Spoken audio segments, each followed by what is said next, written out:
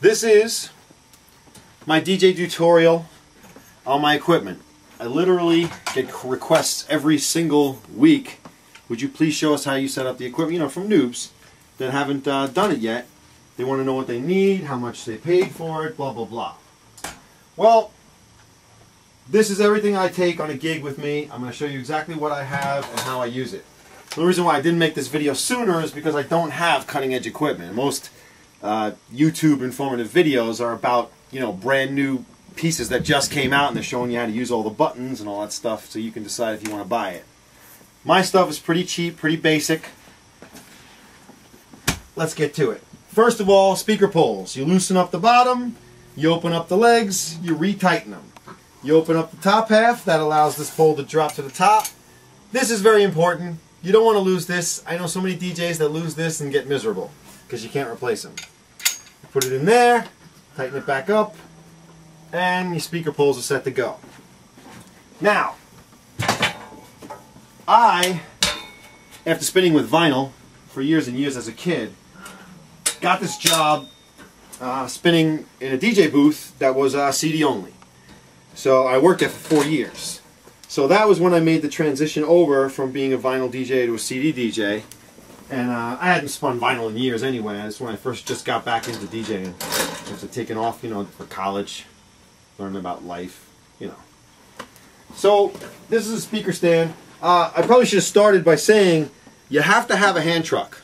You need a hand truck so you can go in and out of places with all your stuff piled, and it's real simple, and you get in there, you can, you know, slide it under the stage and it's done. Proline stand. This is a Proline keyboard stand. Those are Proline speaker poles. This is what we call a coffin. A coffin back in the day would have a mixing board and 2 turntables. It would be much larger. This is just for a CD Mix2. There's a guy out there that custom makes cases for the CD Mix2.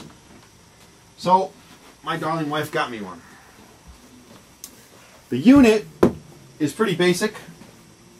It is basically a mixer and a 2 CD player system in one. There's a little hole in the back of it where I will pull the plug out. This basic power strip that's going right into the wall.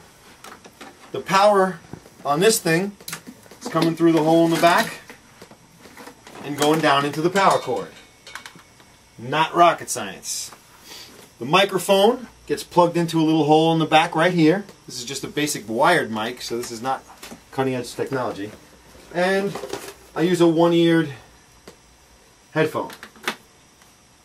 Simple as that. Microphone, headphone, 2 CDs, and a mixer, ready to go. And then I take the top of the coffin, stick it up here, so that way when I'm mixing, I can have my music right there at my disposal. Anything I want to mix, that's right there. I can mess around, change tracks, whatever I want to do.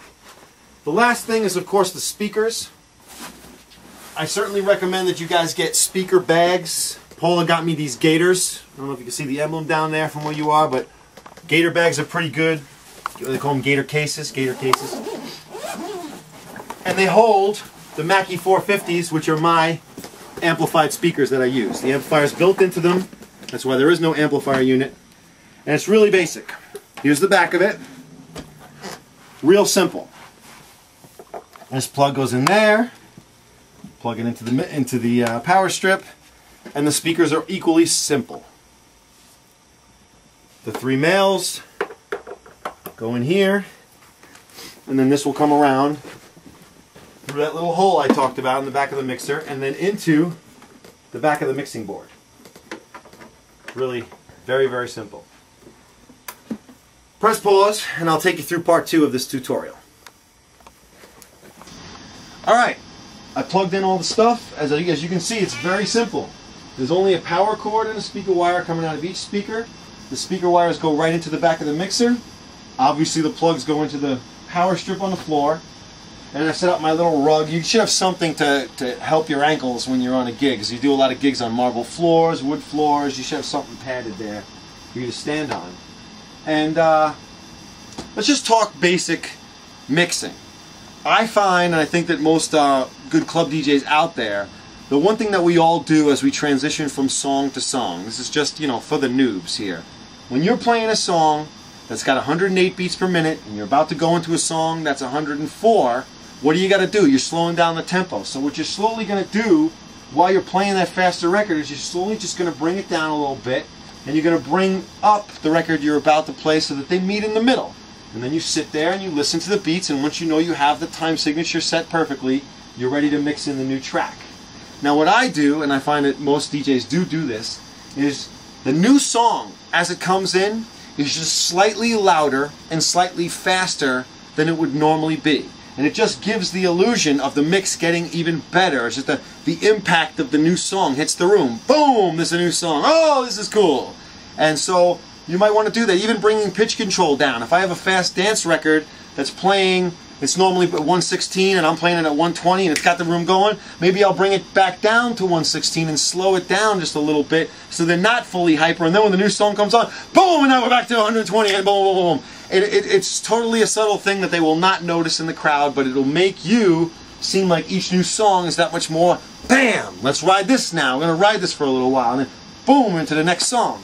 Now the way I've set up my mixing board, I mean my CDs that I choose to mix at my gigs, hey guys, now what I was about to say was the way I set up the mix CDs that I use there, I mean I have all kinds of CDs in all kinds of genres, but for the sake of argument, here's an old school mix CD. Now, I have 2 copies of the disc so that the same, I can put them in both things and go in and out of the same BPMs over and over again. Think about it, 115 beats per minute, you got Me, Myself and I, Mary Mary, Apache, Cantaloupe, Juice, Treat 'em Right, Brass Monkey, Can't Do Nothing For Ya, Bust a Move. These are all in 115, 117 BPMs.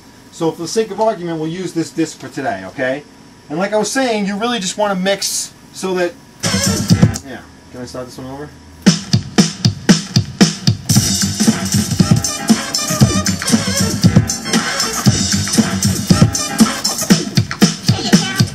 Mirror, mirror on the wall.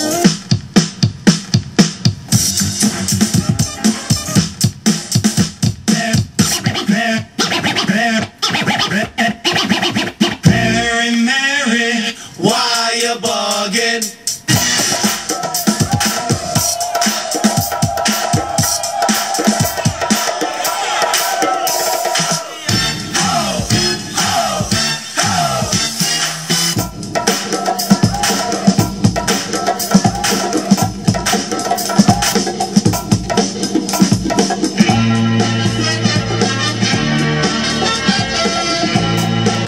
Not rocket science. You guys should really know how to mix all your stuff anyway. I'm sure you have songs that you practice with, but the point is you can have, by making 2 of the same disc and by making them by BPMs, it will be easier for you to be able to plan your attack. You'll be able to look at your hot zones. These songs are the ones that work at parties. I use Groove Is in the Heart and The Breaker's Revenge and Bring the Noise and Din Dada for the really fast, or Pushy and it's Push It and It's Tricky go really well together.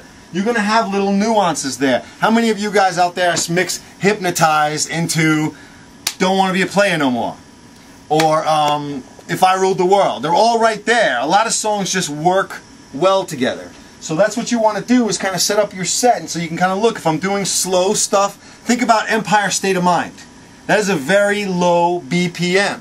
And normally when you have the crowd jumping, it's when you're playing faster BPM. So if you got to get that song into your set, you've got to find other slower songs. Because don't be fooled that only songs with fast BPMs are good for the dance floor. There are BPMs that are 95, 96, but they work perfectly for the dance floor. It's just, I can't really explain it, why there are some songs that are 66 BPMs that are good for dancing. It's ridiculous, but it's true. And you need to learn what songs work well together through the 70s, through the 80s, through the 90s. I mean, most hip-hop beats are between like 83 and 122. So those of us that work in hip-hop know we're going to kind of be in there, but if you got club music and house music, or even rock, you know how many rock songs are up in the 150s or whatever? And I set up a rock book. Where is that? Look at this. I set myself up with a rock book. Come on over here, baby, and shoot downward. This rock book has new wave and rock set up by BPM, so I can go. I know that Love Shack and Stray Cat Strut may seem like it's not as fast as Love Shack and Would I Lie to You, but For whatever reason, it is. It's just the tempo is just slightly different. Now you can do this in half beats. Like you could always take half of these BPMs and then mix this with something that's whatever 67 BPMs. You can always cut something in half, but I just hope that this is helpful for you. Like, look at this. I know that Train in Vain and Radio Clash are the same BPM, so if I'm doing a little Clash set for some punk rockers, they'll love that.